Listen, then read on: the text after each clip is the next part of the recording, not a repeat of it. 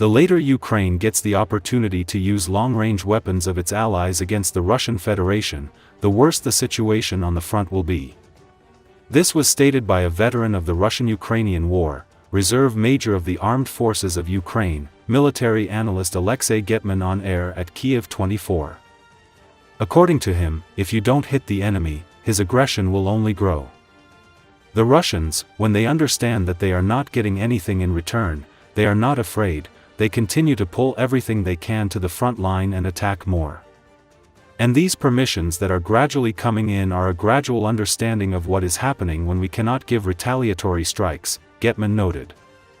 He is convinced that if this understanding had come in the first year of the war, and Ukraine had then received air defense systems, and permission to fire missiles at Russian military targets, and modern aircraft that could carry these weapons, then the front line would now be completely different, especially in the south. According to the military man, in particular, the Kerch Bridge could have been immediately destroyed, which would have significantly reduced the Russians' ability to provide for their southern group. The later the permissions for the use of weapons in the Russian Federation are issued, the more the Russians will be able to advance and the worse the situation on the front will be, Getman emphasized. As reported, the new German Chancellor Friedrich Merz stated yesterday that Berlin will support Ukraine in developing long-range weapons. Before this, he announced that Western partners had lifted restrictions on the range of weapons supplied to Kyiv for Ukraine. According to him, there are no longer any restrictions on weapons from Germany, Great Britain, France, and the United States, so Ukraine can defend itself by attacking military positions deep into Russia. In Russia, these statements have caused hysteria, as evidenced by the reactions of the country's leadership and the so-called mouthpieces of power. In particular, the press secretary of Russian dictator Vladimir Putin, Dmitry Peskov, stated that the German Chancellor's statements about long-range weapons are nothing other than further provocation of war.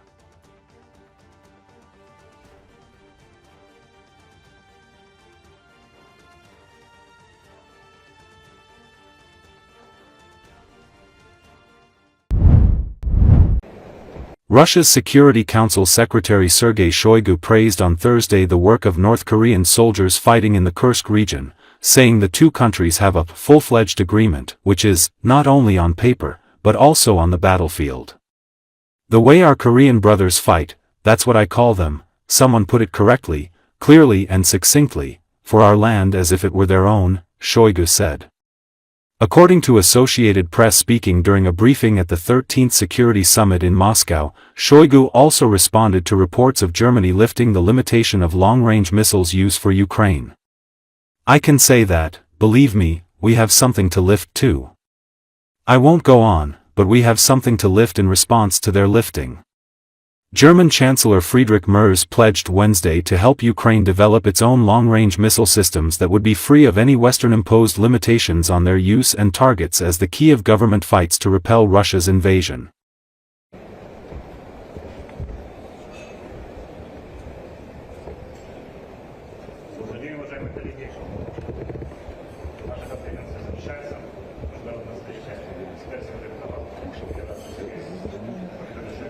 Это, конечно, сегодня такое полновесное соглашение, которое не только на бумаге, но и на поле боя, и в окопах, и можно по-разному говорить, и плечом к плечу, и спина к спине, и так как воюют наши корейские братья, я их именно так называю, правильно было сказано, ясно и емко, за нашу землю, как за свою. Канцлер Германии заявил о снятии с Киева всех ограничений использования дальнобойных орудий по России. Вот, а то, что касается там нашей реакции на это, я могу сказать, что, поверьте, нам есть что снимать. Не буду продолжать, но нам есть что снимать в ответ на их снятие.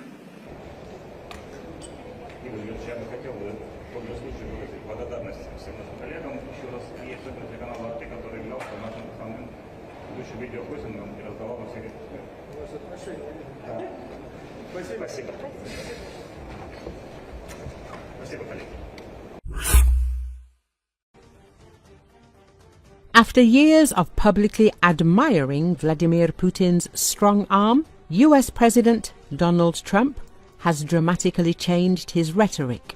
Over the weekend, he said the Russian president has completely lost his mind. The comment came after another wave of Russian airstrikes on civilian targets in Ukraine, which have become a familiar element of the Kremlin's strategy. But behind the dry facts is the increasingly obvious mental aggravation of Putin himself, writes The Times. According to experts, the root of this madness is the Russian president's isolation during the COVID-19 pandemic. While leaders in most of the world maintained a certain public mode, Putin literally disappeared from the scene. He spent up to 2 years in his residence at Novo-Ogarevo outside Moscow, avoiding any contact with even the highest officials. The residence was equipped with disinfection tunnels, and visitors, including veterans, had to undergo 2 weeks of isolation before the meeting. All of this limited Putin's communications to a tight circle of security officials led by Nikolai Patrushev, the man who propagated conspiracy theories about a US invasion, animal marriages in Europe, and the evacuation of Western elites to Siberia because of a supervolcano eruption. Psychologists and experts suggest that such isolation, coupled with paranoia and an information vacuum, may have significantly affected the Russian president's sanity. Former Kremlin advisor Gleb Pavlovsky confirms the previous Putin was sensible. Now he is reacting to the pictures in his own head. Political analyst Abbas Galyamov adds, when a person loses self-control, it doesn't end well. The signs of a radical change in Putin's behavior were first publicly noticed by then US Senator and new Secretary of State Marco Rubio back in February 2022 after the invasion of Ukraine. There is something wrong with Putin, he wrote on social media at the time, but while the words sounded like a warning then, today they sound like a diagnosis. Ironically, Putin is a prisoner of the political system he has built around himself for the past 24 years. Like many dictators, he cannot walk away from power and enjoy a quiet retirement, even if he wanted to. He is too attached to and dependent on the mind-boggling wealth and power he has accumulated during his time as a public servant. But even if Putin got to keep his palaces and yachts, there would be no guarantees of safety in retirement. If Putin gave up power, his successor might come after him.